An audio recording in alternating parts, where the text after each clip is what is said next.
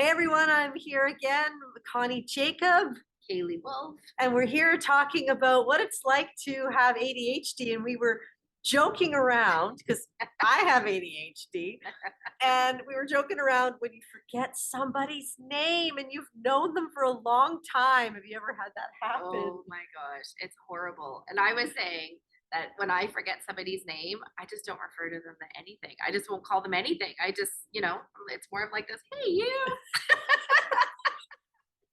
It can be really embarrassing. I know my husband, I've queued him up. I'm like, if I ever introduce you to someone and I say, and this is my husband, Ruben, that's his cue to go, and what's your name? Because that means I've forgotten.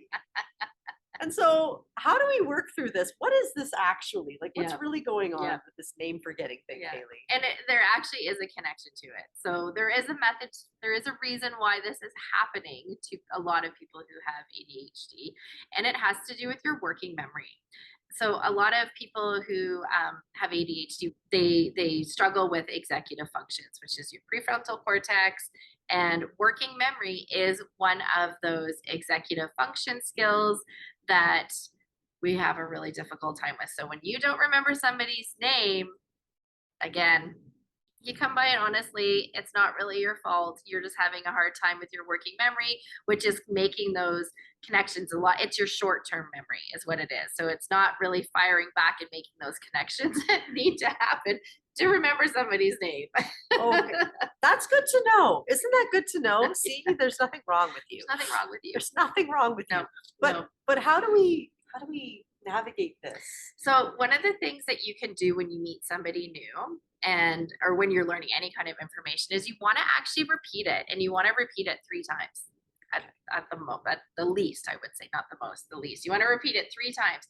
So when you actually meet someone, so let's say Connie and I are meeting each other for the first time, I would say, nice to meet you, Connie. It's one time. And then she would say, nice to meet you too. And then if our kind of conversation continues, I would want to use her name again in our conversation at least 2 more times so that it just gets locked into your brain. And then another thing you could do is try and find some kind of connection, whether it's, I don't know, maybe it's a rhyming word.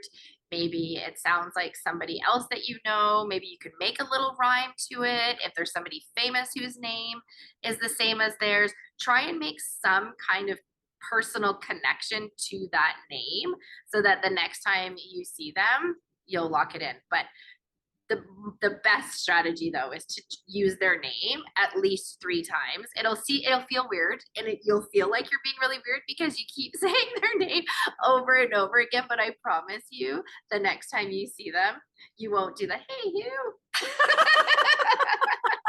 Yeah. Well, Kaylee is a wealth of knowledge when it comes to ADHD. She's got an incredible course coming out. Why don't you tell us a little bit about your course? Okay, so it's called the ADHD Parent Academy. And so what I have done was I've created 4 different modules which go into ADHD. So the very first module literally just talks about ADHD, what it is, how it's diagnosed, the different types, what it looks like, what it doesn't look like. The second module goes into, I was just talking about executive function. So there's 2 really great psychologists that I follow that I love. Oh my gosh, I'm going to forget their names right now. There we go. Oh my gosh, I love them, but I can't remember their names. There we go. Oh, this is What terrible. are their names? What are their names? Oh gosh, it's Richard Guar. Anyway, I'll tell you their book. It's called Smart But Scattered. And they say that there are 11. So sometimes you'll hear different numbers and different amounts of executive dysfunction, but they claim that there are 11 executive functions that we use on a daily basis, and they all kind of build on each other.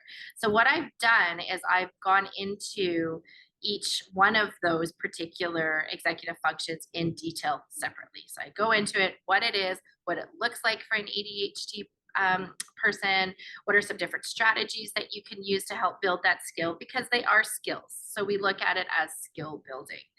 Then the third one is kind of like a parent toolbox. So different strategies for everyday life. The fourth one, again, are just more parenting strategies. So different ways that you can work on parenting your child. And then I have two bonus modules. So one looks specifically at ADHD in girls because it looks quite differently than it does in boys sometimes. It tends to get overlooked a lot, and one on nutrition because I also am a certified holistic nutrition counselor, and I firmly believe that nutrition has a lot to do with helping our children. So those are the six modules, I guess, altogether. That's fantastic. Well, I know I'm getting this. Do you think that this would benefit teachers as well? You know what? I actually do. I do talk a little bit specifically about parents, but there are a lot of these strategies that you can use in the classroom as well. So yeah, I do. It is technically a parent academy. Maybe you just skip over the parenting strategies unless you're a parent and you want to use it in your everyday life as well. But a lot of the things that I do talk about can very much coincide with classroom as well. And you coming from being a teacher, Yeah. would reflect that. So no, I highly recommend this. It's fantastic. And even what we just learned today about working memory and being able to memorize somebody's name 3 times. Three Okay, times. I'm going to do Yeah. that next time. You do it too. Yeah. And we'll see you guys next time. Yeah.